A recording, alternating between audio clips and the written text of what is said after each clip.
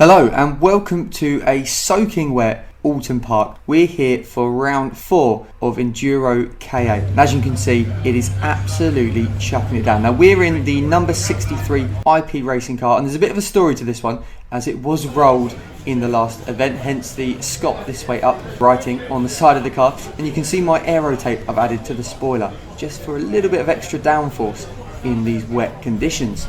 Bullet holes on the back too, as that's the only way our competitors are going to stop us. We were at the track the day before for a test session, which was actually pretty cool because we were sharing the garages with a number of very nice GT3 and GT4 cars, such as this Aston Martin next to us.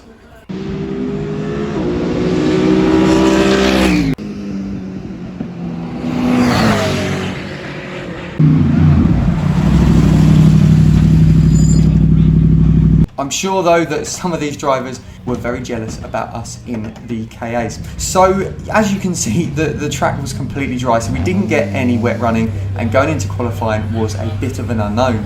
It was me who went out to brave the conditions first, and to be honest, the track was actually a little bit more grippy than I thought it would be. So I've been out on the wet tyres testing at Cadwell Park a couple of months ago, and it was very slippery, but here at Oulton it seemed like there was more grip than I was expecting, and every lap was a second, 2 seconds a lap faster than the previous. But after about 4 or 5 laps of scrubbing the tyres in, I came into the pits and handed over to young Freddie Hewitt, just 18 years old, and he'd also been out earlier in the track day championship, so had an understanding of how the track conditions were. And after a number of laps getting up to speed, switching from the Mini into the KA, he put us on pole by a whopping 1.8 seconds. 36 qualified third, but P2 did not take the start of the race, so we started the race first and second.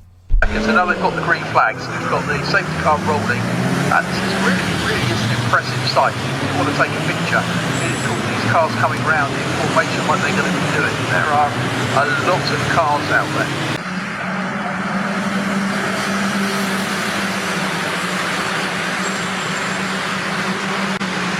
So Freddie leading down into turn 1, with Pete in the 36 car just behind the IP racing cars in first and second place. As we can see just how many KAs are taking part in this race. I think it was 37 on track, so not actually the biggest grid. And a couple of laps later we can see Freddie coming under pressure from the 26 car now then, and he's got the inside line going into turn 1 and just managed to defend it, but you can see there that Pete in the 36 car has dropped down to 4th place. And a couple of laps later, the 26 did get ahead of Freddie in the 63 car. Freddie staying with him though, right up close to the bumper. And if we pan around then, we can see that 36, the car that Pete is driving, has dropped down. I think he had a bit of a mistake going into turn 2, and that just lost him a little bit of time as he had to get the car pointing in the right direction. A couple of laps later though, Freddie had managed to get back up into first place with the 26 car still chasing closely behind, and third place was still just within touching distance a little bit further back as well, with the number 36 car now around about 30 seconds behind the trio. Having led the race for about an hour and a half now, the cars in second and third place decided to pit, and unusually for EnduroKA in these conditions there hadn't yet been a safety car, but we held out, and eventually about an hour and 45 into the race there was a safety car, which meant that Freddie came into the pits and handed over to Scott parking. But after an excellent strategy call and a very short stint, it was my turn to jump into the car and get out on track.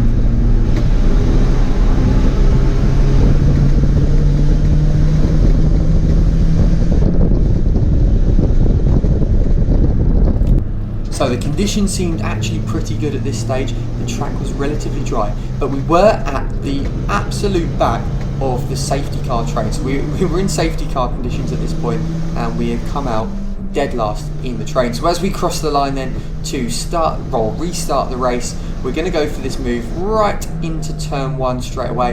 And it's important to remember though at this point that we were still in first place, so we'd pretty much been able to get a lap up on everyone with this strategy.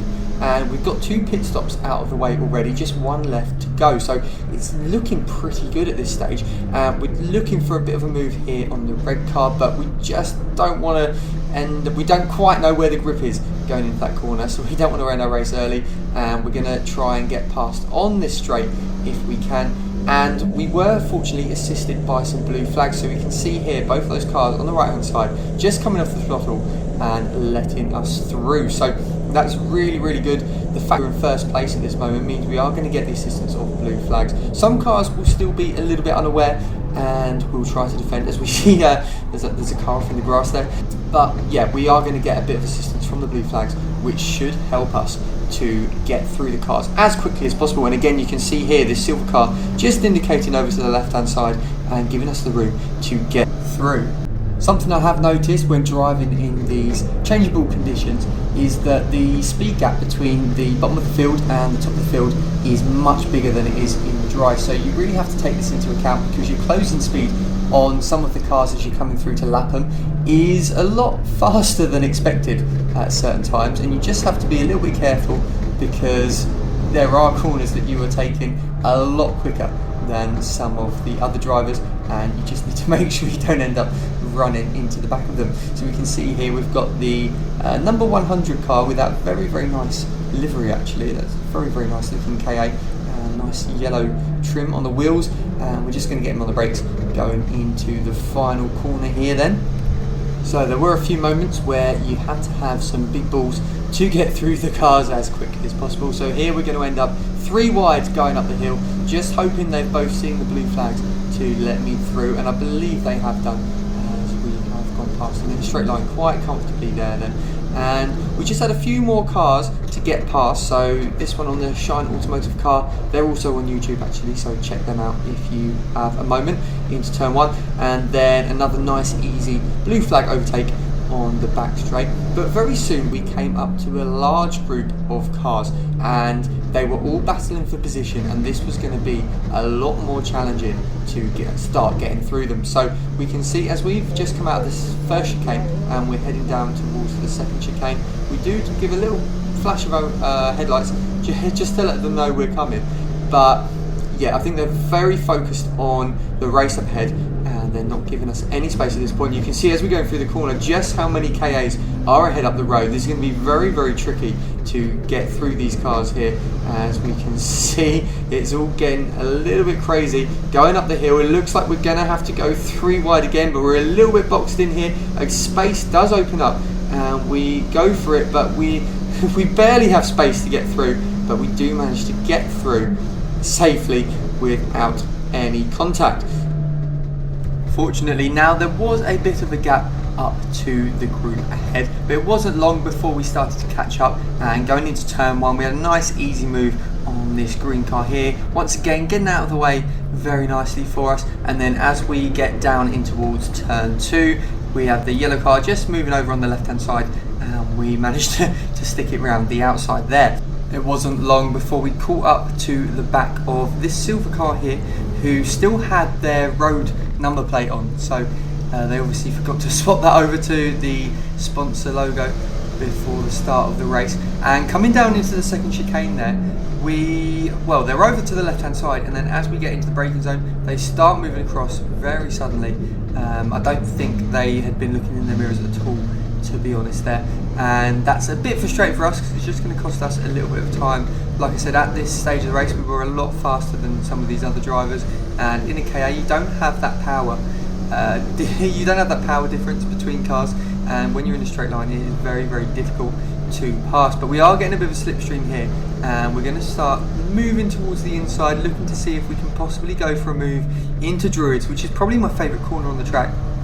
Can take a lot more speed through there and having to lift quite a lot, but we get a good exit, and we're going to start moving over to the inside here. But now it looks like we're going to go 3 wide. We get just enough room on the inside to get past that, and then we've got another car up ahead. We're going to go very late on the brakes, and again we just squeeze through without contact and get another move done. So 2 moves there that we had to do without the blue flags really, and we had to pass them like for like on the circuit.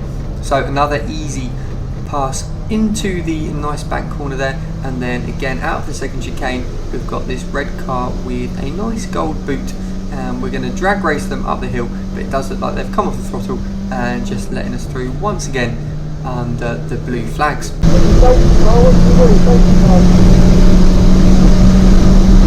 So we didn't pit for this safety car as we only had one more stop to make and there was still quite a while left in this race, but we did pick up the back of the safety car ourselves. So we were going to be restarting this race from first place with the lap cars that were ahead of us being allowed to overtake the safety car. So this is really good though, because once the race gets back underway we'll have clear air and we'll be able to stretch our lead and not have to worry about overtaking other cars. However, it was raining a lot harder now than it was earlier on in the race, and lap time suddenly plummeted down about 10 seconds a lap slower. And you can see here on the first lap, with the cold tyres having been driving around slower at the safety car speeds, you can see him just having to make a little correction there, going through the fast left-hander, and then as we come down into the second chicane, we take the normal racing line, but there is a big step out from the rear of the car there, and we just about keep it on the track and have to make a correction there. So track getting very greasy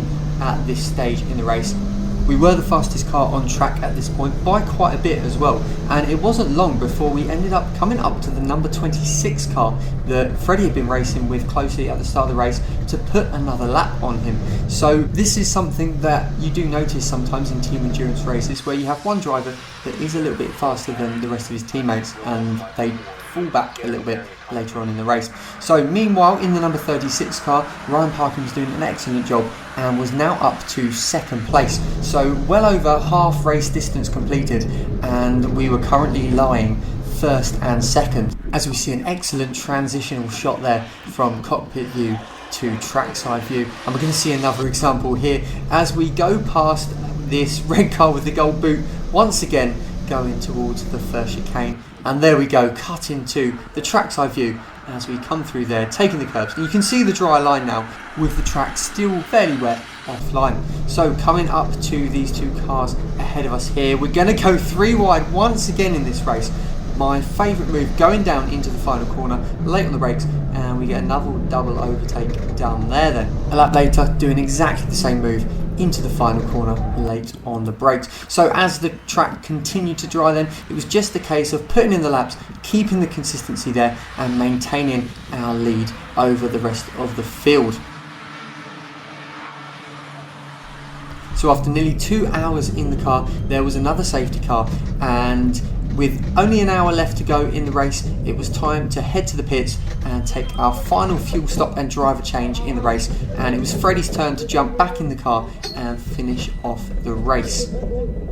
Massive thanks to everyone in the pits who were absolutely fantastic this weekend, and we had the fastest pit stop overall in the race of any car as well. So with just 54 minutes left then and Freddie back out in the car, we all waited nervously in the garages until the end of the race, but Freddie crossed the line to take first place, my second victory in KA personally, and it was the first ever 1-2 finish for IP racing in EnduroKA, and I believe the first ever 1-2 finish ever in an EnduroKA race by any team. So here we see Scott Parkin coming across the line in celebration to take that second place.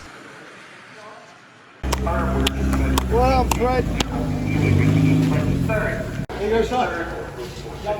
Absolutely unbelievable weekend. Something that, you know, we'd been waiting a long time, or trying a long time, I should say, to achieve. The fact that we finally did it, absolutely incredible. Thanks for watching, guys. Hope you enjoyed the video. I can't believe that just a year after my first race, which was at Oulton Park, we've now won 2 races. We got a 1-2 finish. It's just absolutely incredible. Can't wait for the next race, and I hope to see you again in a video soon.